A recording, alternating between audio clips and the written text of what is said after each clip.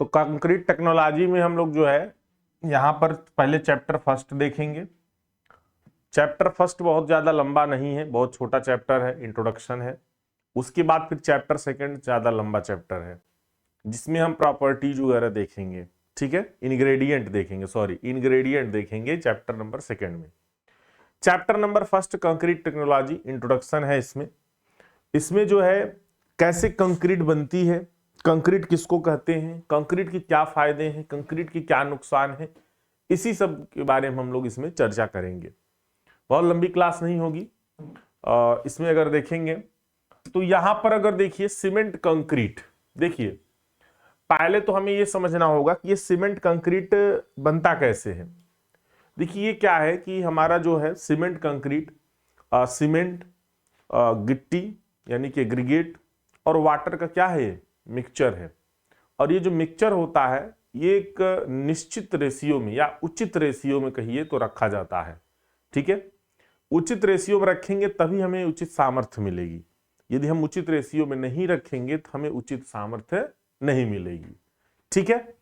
तो कंक्रीट एक मिश्रित यानी कि कंपोजिट मटेरियल है। कंपोजिट मटेरियल का मतलब होता है जब एक से अधिक मटेरियल मिलकर किसी एक नए मटेरियल का निर्माण करते हैं तो उसको हम लोग कंपोजिट मटेरियल कहते हैं।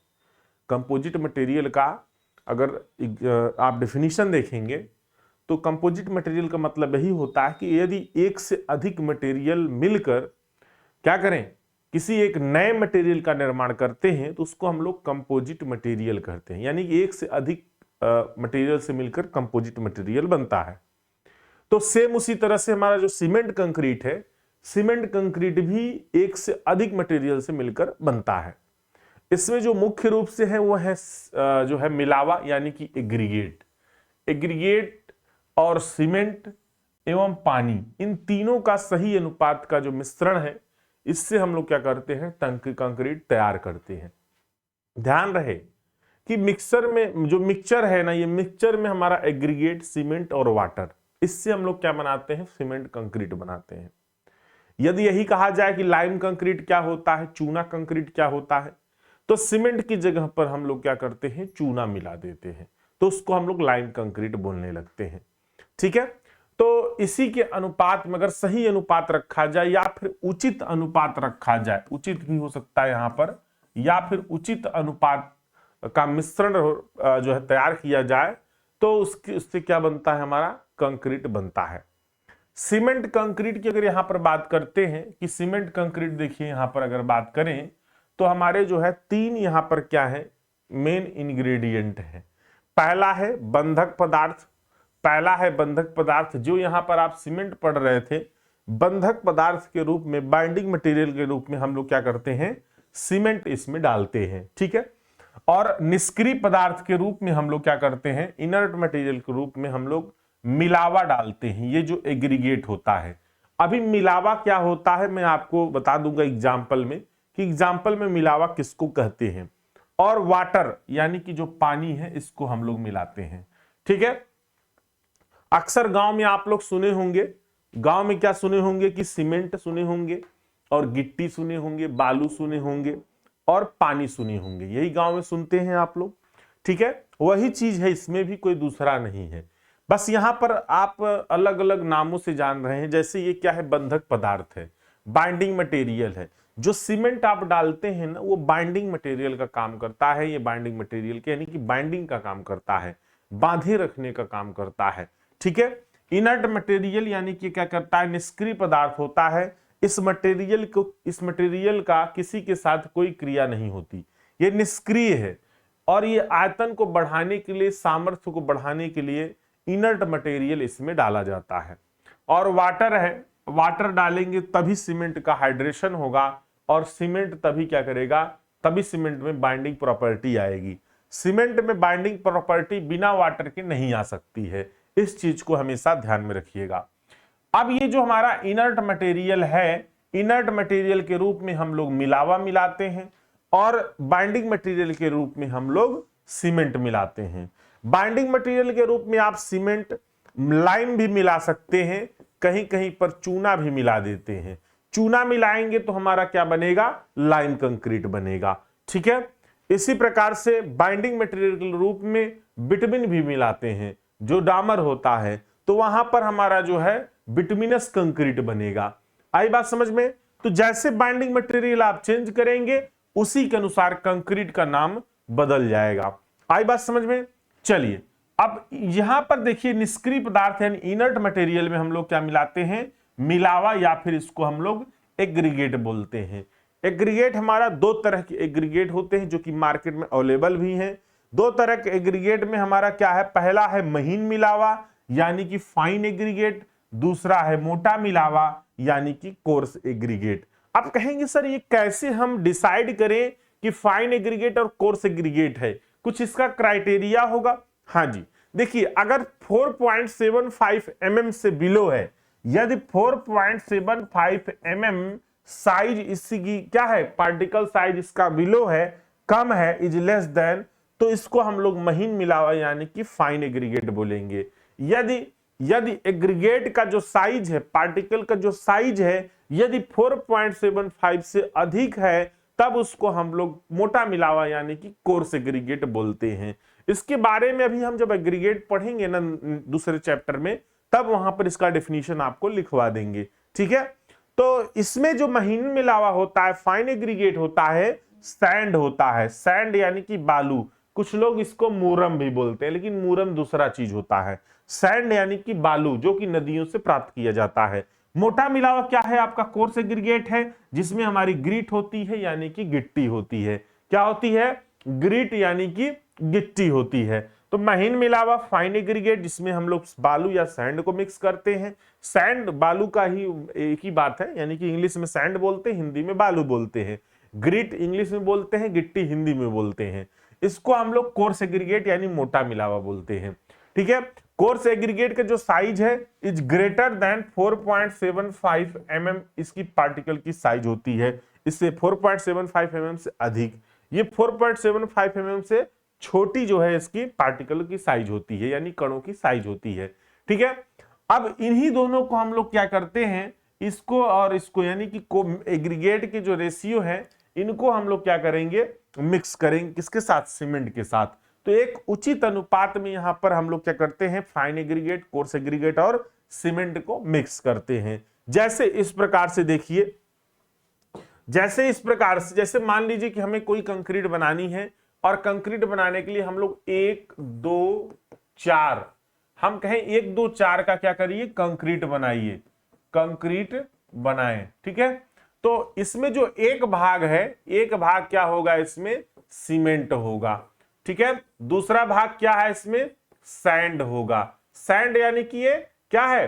फाइन एग्रीगेट है। क्या है? फाइन एग्रीगेट है, फाइन एग्रीगेट है यानी कि सैंड। और इसके बाद फिर हमारा यहां पर अगर देखें तो ये क्या है हमारा? Coarse aggregate, coarse aggregate, aggregate, ठीक है। तो इसको हम लोग क्या कहेंगे? गिट्टी कहेंगे या फिर ग्रीट कहेंगे, ठीक। इस प्रकार से आप कहेंगे सर ये रेशियो कैसे बना है? तो ये अगले चैप्टर में पूरा डिटेल्स में बताएंगे आपको कि रेशियो है क्या चीज, कहां से आया, क्यों 1 2 4 रखा गया है, 1 2 5 नहीं रख सकते क्या? सारी चीजें पर चर्चा होंगी, लेकिन नेक्स्ट क्लास में, ठीक है, क्योंकि वो टॉपिक वहीं पर आएगा। अब हम लोग आगे यहां पर देखते हैं, इसमें इस मिश्रण को, जो मिश्रण ये बनता है, इसी मिश्रण को क्या करते हैं? उचित फार्मवर्क या स्थान पर बिछाकर उसके बाद फिर कूटते हैं, यानी कि कंपैक्ट करते हैं। और कंपैक्ट करने पर उपयुक्त समय तक तराई करने से यह स्टोन जैसा कठोर हो जाता है। जो कंक्रीट का जो हमारे इंग्रेडिएंट लिए थे ना, सभी कंक्रीट को तैयार करने के लिए कंक्रीट मिक्सर तैयार किए पहले, और मिक्सचर तैयार करके फिर क्या करेंगे? उसको फार्मवर्क में डाल देंगे। देखे होंगे ना, फार्मवर्क लोग लगाते हैं, जिसे जिस आकार का हमें क्या करना है, स्ट्रक्चर चाहिए, उसी आकार में क्या करते हैं? एक फार्मवर्क लकड़ी का या फिर स्टील का बना देते हैं, और उसी में क्या करेंगे? कंक्रीट को कास्टिंग करते हैं। कंक्रीट को जैसे उसमें बिछाएंगे, बिछाने के बाद उसमें कुटाई करते हैं। कुटाई इसलिए किया जाता है कि ताकि उनके अंदर जो एयर भरे हैं, हवा भरा है, वो निकल जाए, जिससे हमारी कंक्रीट क्या हो? अच्छी प्रकार से कंपैक्ट बन जाए। क्योंकि अगर अच्छी प्रकार से कंक्रीट कंपैक्ट रहेगी तो उसकी सामर्थ्य ज्यादा मिलेगी। ठीक है, तो उपयुक्त समय तक तराई करना है, फिर तराई भी करना। कहेंगे सर तराई क्यों कर रहे हैं? तराई करने का मतलब होता है पानी छिड़कना, पानी पूरा छिड़का जाता है, आप लोगों ने देखा है। ठीक है, जब भी कास्टिंग हो जाती किसी भी कोई भी स्ट्रक्चर का, तराई इसलिए किया जाता है कि देखिए सीमेंट में हाइड्रेशन होता है, पानी डलेगा तो हाइड्रेशन होगा, काफी उष्मा निकलेगी, तो उसको ठंडा करने के लिए उसमें ऊपर से तराई करना पड़ता है ताकि हाइड्रेशन जो है ज्यादा ना हो। ठीक है, तो यह स्टोन जैसा कठोर हो जाएगा, जैसे वो क्या होगा, तराई किया जाएगा, धीरे धीरे वो कठोर होता चला जाता है, तब इसे हम कंक्रीट कहते हैं। देखिए यदि हम उचित मात्रा में मिला दे रहे हैं, सिर्फ मिक्सचर बना रहे हैं, तो सिर्फ मिक्सचर तैयार हो रहा है। कंक्रीट को कास्टिंग करेंगे, कंपैक्टिंग करेंगे, तराई करेंगे, देन उसके बाद जब हमारी हार्ड स्टोन प्राप्त होगी, जैसे स्टोन जैसा कुछ हार्ड प्राप्त होगा, उसको हम लोग फिर क्या कहेंगे, कंक्रीट कहते हैं। कंक्रीट क्या है, एक आर्टिफिशियल स्टोन है। आर्टिफिशियल क्यों स्टोन है? क्योंकि हम इसको खुद हम लोग क्या करते हैं, अपने अनुसार इसको बनाते हैं, तो इसलिए इसको आर्टिफिशियल स्टोन कहा जाएगा, जिसको किसी भी आकार में सुविधा पूर्वक हम लोग ढाल सकते हैं। चाहे जिस आकार में हमारी इच्छा है उस आकार में हम ढाल लें, चाहे जितना लंबा, चाहे जितना चौड़ा, चाहे जितना मोटा, जिस आकार में चाहिए हम उस आकार में इसको ढाल सकते हैं। ठीक है, तो ये इसका जो है अगर देखें कंक्रीट का डेफिनेशन था। तो कंक्रीट का डेफिनेशन बस यहीं तक नहीं लिखना है कि सब अनुपात होता है और मिक्सचर से तैयार किया जाता है, और साथ ही साथ ये भी लिखना है कि मिश्रण है यानी जो मिक्सचर है उसको फार्मवर्क पर या फिर किसी स्थान पर बिछाकर उसको कंपैक्ट करने के बाद तराई करके और एक जो है स्टोन जैसा क्या किया जाता है, हमारा जो है कंक्रीट तैयार किया जाता है। ठीक है, और इसके क्या है, एक आर्टिफिशियल स्टोन होता है, और इसको हम सुविधा अनुसार किसी भी आकार में हम लोग ढाल भी सकते हैं। और कंक्रीट एक प्रकार का होमोजीनियस मटेरियल होता है। होमोजीनियस मटेरियल क्यों है? क्योंकि इसके किसी भी पॉइंट पर अगर आप प्रॉपर्टी निकालेंगे, वो प्रॉपर्टी क्या आएगी, समान आएगी। किसी भी आप जो है पॉइंट पर अगर आप निकालते हैं, किसी भी बिंदु पर अगर आप प्रॉपर्टी निकालते हैं, तो वो एक समान प्रॉपर्टी आती है। ठीक है, आइए अब हम लोग आगे बात करते हैं। यहां पर नेक्स्ट देखेंगे advantage of cement concrete over other construction material. जो हमारे अदर कंस्ट्रक्शन मटेरियल हैं उनकी अगर हम देखें सापेक्ष हमारी सीमेंट कंक्रीट जो है के फायदे क्या हैं, यानी कि जैसे हम कहें कि भाई हमारी जो सीमेंट कंक्रीट है वो अदर मटेरियल की अपेक्षा क्या फायदेमंद है, क्या उसके लाभ हैं, इसको बताइए।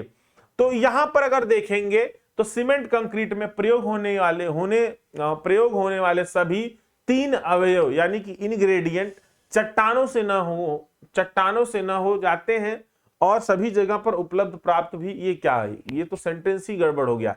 यहां पर इनका ये कहने का मतलब है कि ये सभी जगह पर उपलब्ध हो जाते हैं। ठीक है, तो चट्टानों से प्राप्त हो जाते हैं और सभी जगह पर उपलब्ध हो जाते हैं, ये होना चाहिए था। नोट्स में सही लिखा होगा, देख लीजिएगा, इसको मैं करेक्ट कर दूंगा फिलहाल।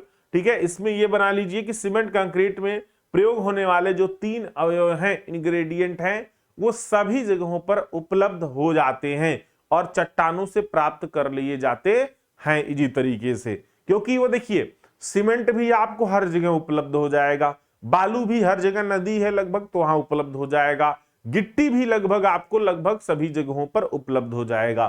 तो इसीलिए कहा गया है कि अदर मटेरियल से थोड़ा सा फायदेबुल है।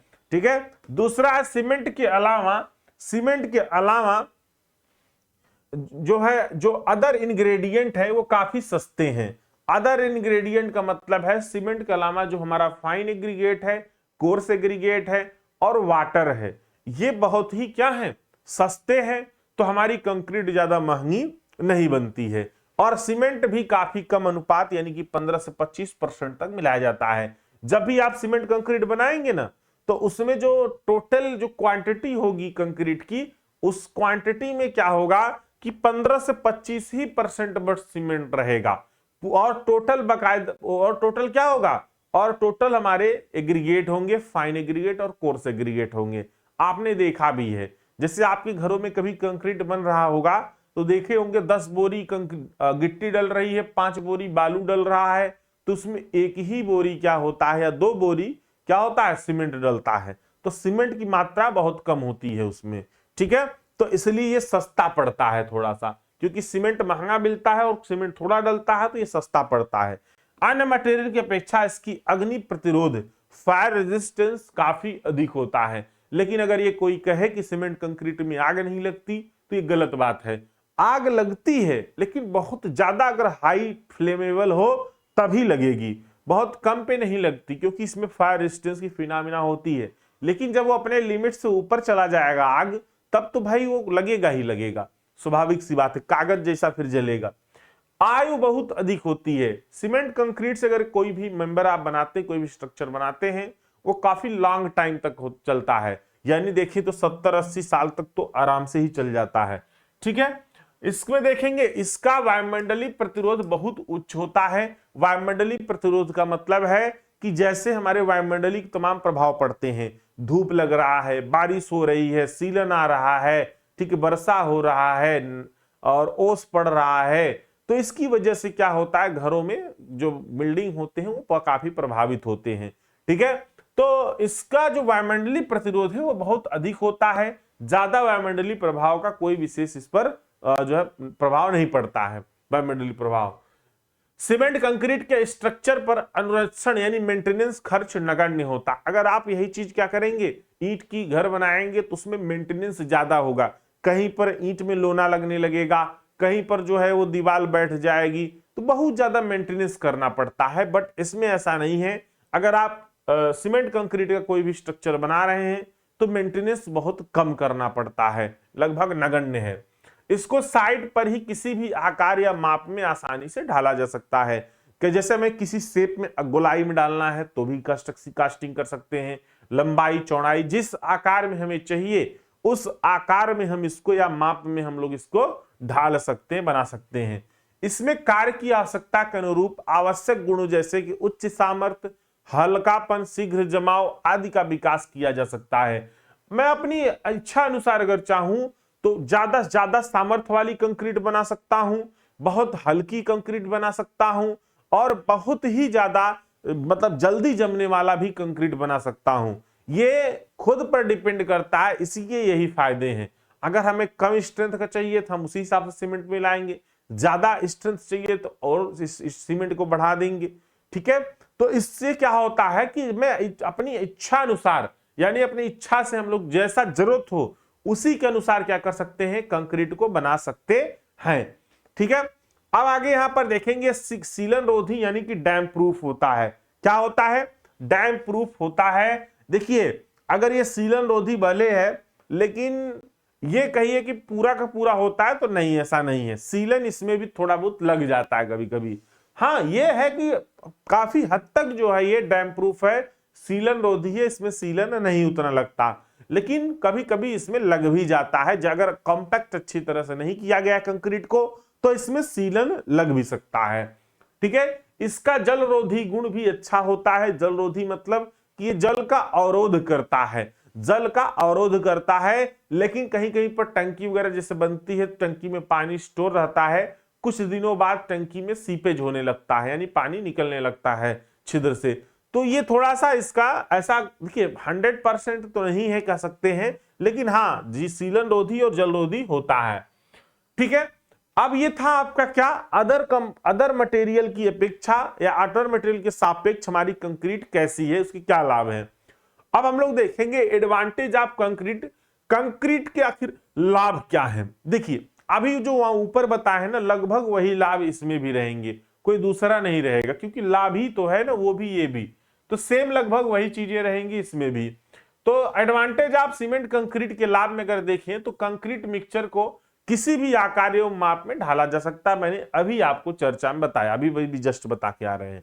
कंक्रीट के विभिन्न गुणों को कार्य की आवश्यकता के अनुरूप विकसित किया जा सकता है। हमें जिस प्रॉपर्टी का कंक्रीट चाहिए, जिस गुणवत्ता का कंक्रीट चाहिए, हम उस गुणवत्ता का कंक्रीट बना सकते हैं। जैसा हमें जरूरत है वैसा हम कंक्रीट बना सकते हैं। तो एक फायदा तो इसका और ये है, कंक्रीट पर वातावरणीय प्रभाव जैसे हवा, धूप आदि का कोई प्रभाव नहीं पड़ता। ये मैंने आपको अभी पहले ही बता दिया। इसकी आयु बहुत अधिक होती है, ये सबसे बड़ा फायदा है। इस पर कोरोजन, दीमक एवं नमी आदि नहीं लगता। देखिए अगर आप कोई भी लकड़ी का मेंबर बनाते हैं तो लकड़ी के मेंबर में क्या होता है उसमें जो है कोई भी लकड़ी की स्ट्रक्चर बनाइए लकड़ी के मेंबर से, तो उसमें क्या होता है जंग लगने लगता है, कोरोजन सॉरी लकड़ी में कहा कोरोजन लग, दीमक कीड़े लगने लगते हैं और जिसकी वजह से लकड़ी खराब हो जाती है। ठीक है, और अगर लोहे के हम लोग स्ट्रक्चर कोई बनाते हैं तो उसमें क्या होगा कोरोजन यानी कि जंग लगने लगेगा। लेकिन कंक्रीट में ऐसा कुछ नहीं होता है, इससे क्या होता है इसमें जंग वगैरह नहीं लगता है कंक्रीट में। कंक्रीट बहुत टिकाऊ और कठोर मटेरियल है, बहुत ज्यादा टिकाऊ है, काफी हार्ड मटेरियल होता है। ठीक है, काफी लंबे समय तक टिका रहता है।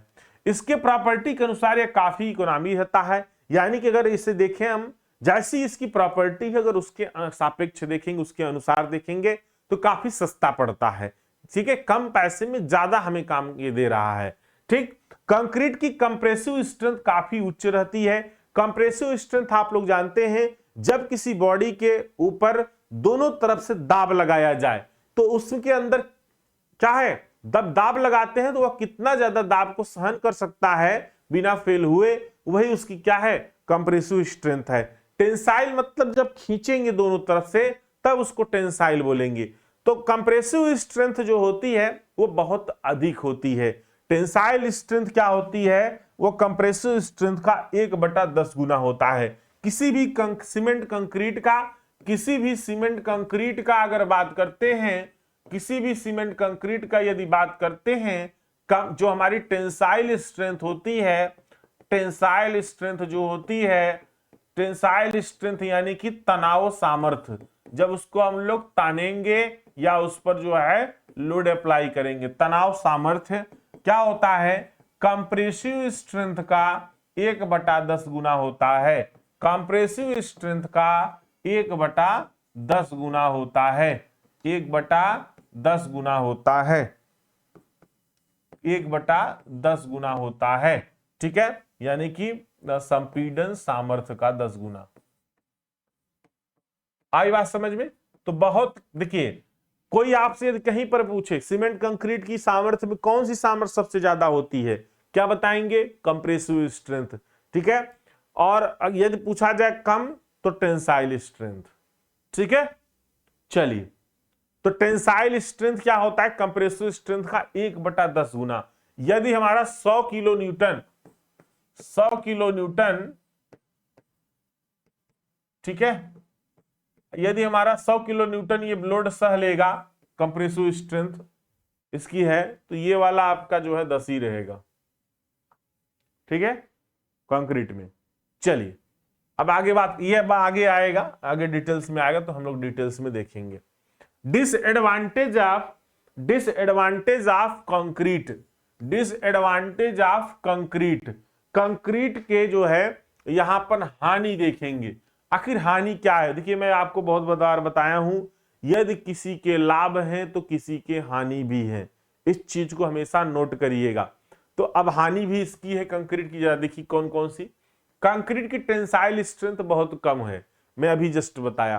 कंप्रेसिव स्ट्रेंथ की लगभग ये 20 नहीं, कंप्रेसिव स्ट्रेंथ की लगभग 10% होती है। ठीक है, लगभग 10% होती है, सही कर लीजिएगा, 20 नहीं 10% होती है। तो कंक्रीट की टेंसाइल स्ट्रेंथ बहुत कम है, कंप्रेसिव स्ट्रेंथ के लगभग 10% होती है। ठीक है, और आगे देखेंगे यहां पर जो है कंक्रीट में तापक्रम परिवर्तन से इसमें फैलाव एवं संकुंचन होता है, या सकुंचन यहां पर लिखिए, सकुंचन। ठीक है, जैसे टेम्परेचर खूब बढ़ता है ना गर्मी के मौसम में तो कंक्रीट फैलता है, और जब ठंडी का मौसम आता है सकुंचन होता है, यानी कि सिकुड़ता है कंक्रीट, थोड़ा बहुत माइनर, एकदम हमें पता नहीं चलता। और इससे अगर बहुत ज्यादा गर्मी आ जाए तो बहुत ज्यादा एक्सपेंड कर जाएगा, तो वो फेल हो जाएगा। ठीक है, अब आगे बात करते हैं इसकी वजह से कंक्रीट में क्या होती है, दरारें पड़ जाती हैं। क्या होती है इसकी वजह से?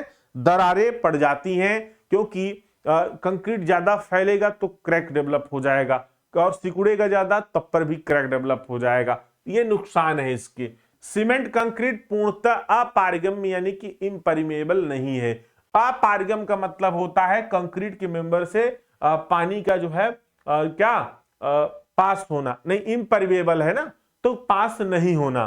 तो कंक्रीट क्या है इम्परिएबल मतलब उसके छिद्र से पानी पास हो जाता है कभी कभी, पूर्ण रूप से अगर देखें तो वो इम्परिमेबल नहीं है। कुछ लोग कहते हैं इम्परिमेबल है, पानी पास नहीं होगा, पानी पास हो जाता है, इसीलिए कहा गया इम्परिमेबल नहीं है।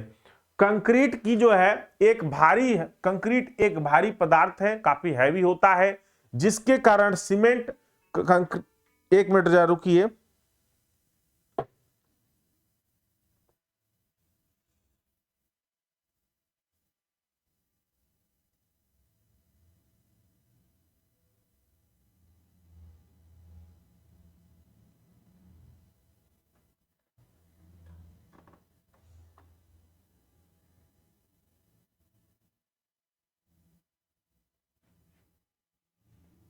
ठीक है, तो कंक्रीट क्या है, काफी हैवी मटेरियल है, जिसके कारण स्ट्रक्चर का स्वयं का भार काफी होता है, यानी खुद का भार इसका बहुत ज्यादा है। क्योंकि क्या है ये जो है काफी हैवी होता है। ठीक है, क्या होता है, काफी हैवी होता है। लगातार भार लगे रहने की स्थिति में सीमेंट कंक्रीट में क्रीप यानी कि बहाव उत्पन्न होता है। क्रीप क्या है, जैसे किसी भी मेंबर पर ना ऐसे क्या है, अगर खुद का उसका भार ज्यादा है तो वो धीरे धीरे उससे एक्सपेंड होना शुरू हो जाता है। जैसे ये सपोर्ट इधर है, ये सपोर्ट इधर है, और ये इस प्रकार से बीम रख दिया गया कंक्रीट का। कुछ दिन बाद क्या होगा ना, धीरे धीरे धीरे धीरे देखेंगे इसमें ऐसे बेंडिंग होने लगेगा, अपने आप होगा, बिना लोड के कारण, कोई लोड, स्वयं के भार की वजह से थोड़ा सा लट जाएगा।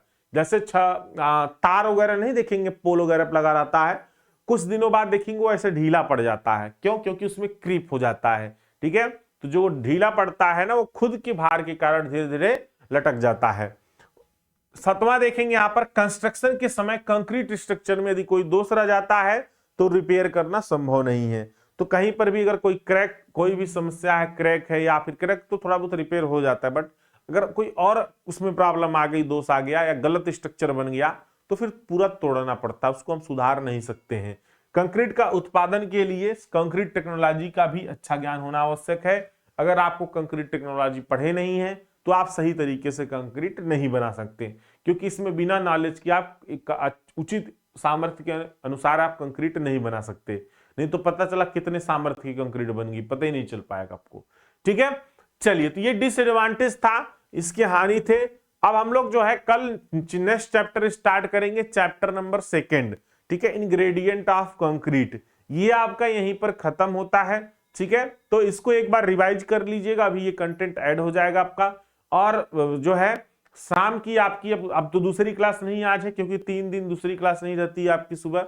ठीक है, तो जो है अभी फाइनल ईयर की स्टार्ट होगा और आपकी शाम की क्लास चलेगी एचएचएम की और ईएस की।